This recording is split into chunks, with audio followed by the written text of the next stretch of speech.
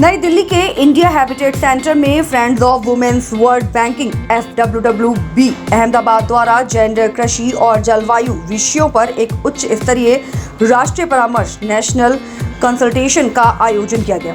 इस कार्यक्रम में सरकार, नागरिक समाज, शिक्षाविदों और विकास संगठनों के प्रतिनिधियों ने मिलकर जेंडर, कृषि और जलवायु से जुड़े मुद्दों पर चर्चा करने की एक अनूठी पहल की। परामर्श की शुरुआत FWWB की COO नेहा कंसारा ने की। उन्होंने इस पहल का उद्देश्य बताते हुए कहा कि ये पहल कृषि क्षेत्र में महिलाओं की भूमिका को सामने लाने और भारत में लिंग तथा जलवायु लचीलापन के आपसी संबंधों को समझने के लिए विचार जुटाने का प्रयास है।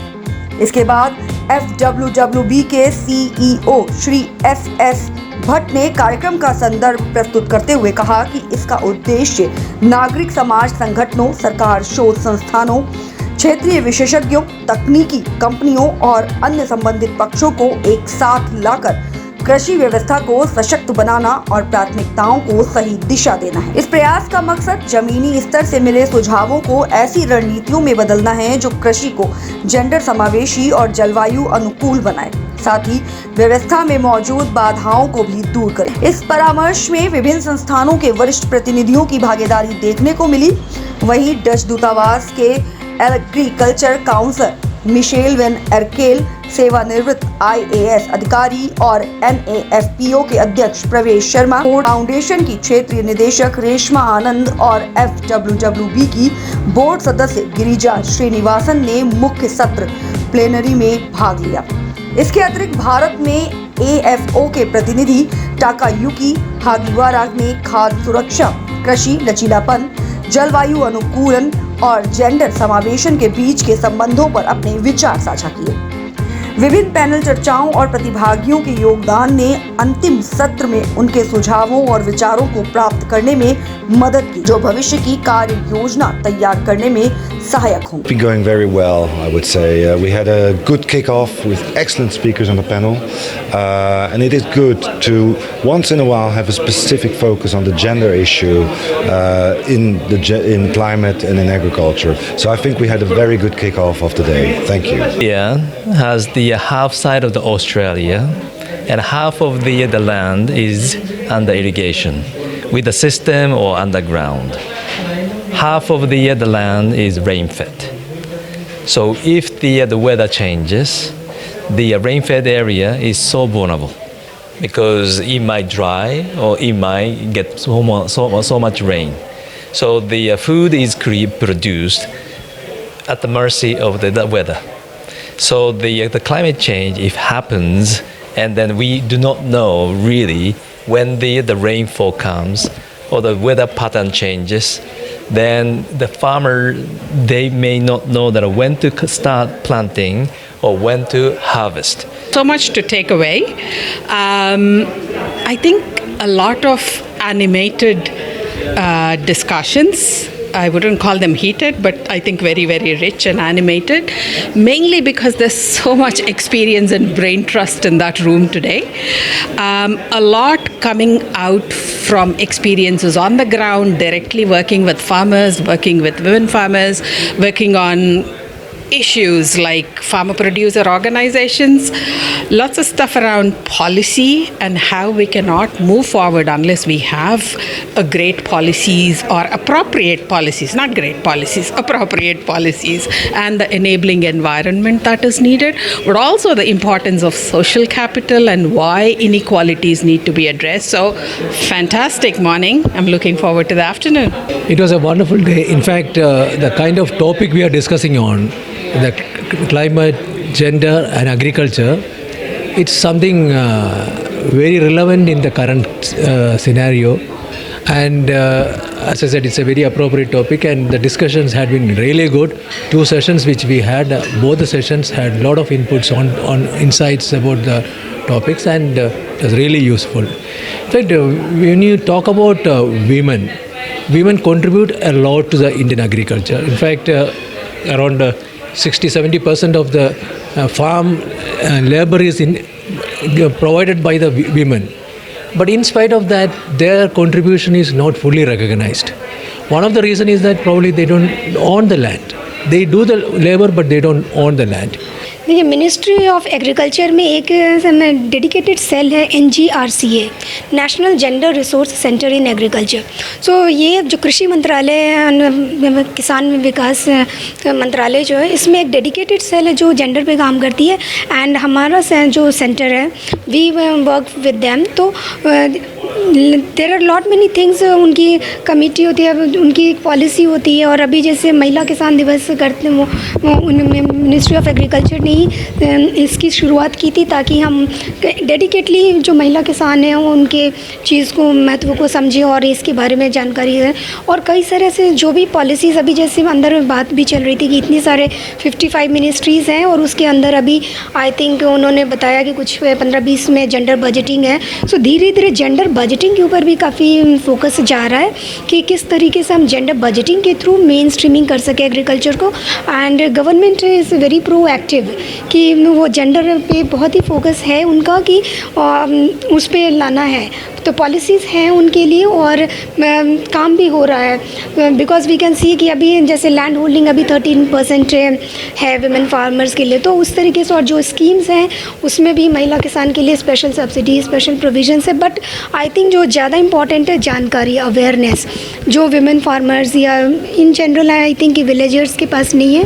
तो वो जानकारी के महत्व ने उसकी कमी है. इसके वजह से आई थिंक कि काफ़ी इम्पैक्ट हम नहीं देख पा रहे हैं. तो इसलिए I think lot of extension and awareness has to be there कि जो एग्जिस्टिंग प्रोग्राम्स एंड पॉलिसीज़ हैं गवर्नमेंट के, अगर उस पर ही अगर हम रिगरसली अगर अवेयरनेस, नॉलेज क्रिएट करेंगे तो डेफिनेटली आई थिंक बहुत कुछ आ सकता है. rather than every now and then coming with new policies जो हमारे पास हैं उसको ही हमें promote and strengthen. Congratulations to all the people who have strived hard to make this happen. And also it's good that lot of diverse set of people from different institutions, different organizations, the NGOs and grassroots have come and made the discussion so thoughtful and meaningful. No? It has become really exciting, thoughtful, meaningful. I cannot explain the excitement I have with this conference we had right from the morning. Even it is going now with so much of interesting session. Because one was the plenary, second was the panel discussions, and the third is now the way forward session where we are getting the opinion of all the people. It is objective that each one in the room should speak and give their opinion. That is how we try to bring inclusivity in this type of consultation, wherein everyone is heard, everyone is listened to, and we are getting the best advices from all the people around. FWWB has been working in women's empowerment space for more than 4 decades, and particularly focusing on our work with women in agriculture. The entire initiative on agri support systems, particularly working with women farmers and also working on climate related aspects, was extremely important for us as an organization. This entire consultation was planned with an objective that we take the learnings forward, bring like-minded institutions, may they be donors, organizations at the grassroots representing women, institutions working on the climate spaces, hear them, understand the challenges, and come up with practical solutions which can be adopted not only by us but also by other institutions in the similar space. So I would say that the entire objective, to summarize, has been to influence our own strategy of work with the women farmers in the coming times, and yes, also to influence few key stakeholders who are working in this space on gender. We need to understand in different contexts how the women are involved in the different roles which they are playing. If they are already part of the SHG federation system, then can we really introduce the climate smart agriculture related aspects in that institutional framework, and then once there is a business volume and case, we could really promote FPOs. So work with them in the present ecosystem, institutional framework, and then see how do we transition that into the market-oriented, more market-oriented FPOs. Because talking to the women, join producer group, be there in self-help group, be part of your village organization, and then also become FPO. So I think maybe there are too many institutions, and how does she allocate time for some of these activities? This is one aspect. The second is there is a lot of time saving possible with introduction of machinery, introduction of other facilities. We should also think of such solutions. Caregiving takes so much time. Whether we could really share burden in the household, whether we could look at, some child care facility for her. So this would also enable some time saving, somebody who could share the responsibility in the home care front. To congratulate FWWB and Mr. Bhatt for organizing this conference. I will just give just two examples. There is a women's dairy cooperative in Warangal which has been running for 20 years successfully, and they have a turnover of 135 crores. There is another one called Shrija Women's Cooperative in Tirupati, formed by ex-NDDB people, and a person I admire called Mr. Belavadi. They are doing 1100 crores of business last year. Women's Dairy Cooperative. It brings everything together. It brings gender, it brings agriculture in the form of dairy, and it brings climate also together. Very much value chain comes very well in the entire, women's participation, women's extension, and also market linkage. Starting from production stage, pre-production, production, till post-harvest and market linkage. Gender and per se women play a great role in several activities. But many of the activities are not recognized and not recorded, and that is the PT part of it. But if you look at some of the emerging things, the Krishi Sakhis, the Lakpati Didi programs are well integrated to agriculture, to value chain, to sustainable agriculture, to bring standards, traceability, sustainable sourcing. But what is actually needed is gender sensitive approach towards agriculture in terms of extension. Value chain is something value added, value created, and also value distributed. So for FWWB for making this wonderful opportunity to participate in this national consultation. Actually, this is the very dire need. This is the subject, gender, climate and agriculture. But actually, we don't know what we practice, that is climate agriculture, we don't know actually. Our needs, our farmer women, our millet sisters needs leads to practicing climate smart agriculture. So that situation leads to do the climate smart agriculture. Actually, by that time, there is no support for women farmers. There is no recognition itself. Farmer means we all thought that male farmer is a farmer, but female farmers also, they are doing everything, but they doesn't take recognition as a female farmer.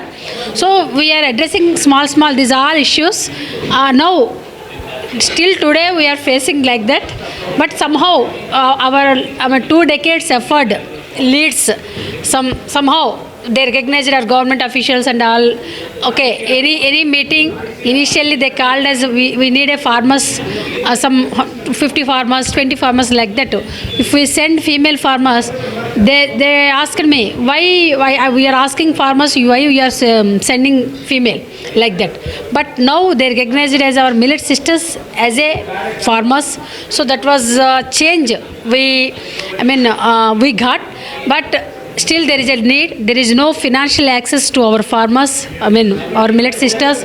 There is no supporting structure itself. Still our farmers are fighting, our millet sisters are fighting for that. There is no supporting structure.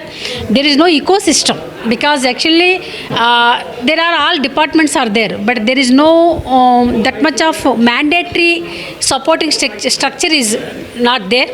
So maybe I hope this kind of national consultation after the long day, so all eminent people or experts, after the long discussions, after panel discussions, we can get some recommendations to our government and our ecosystem.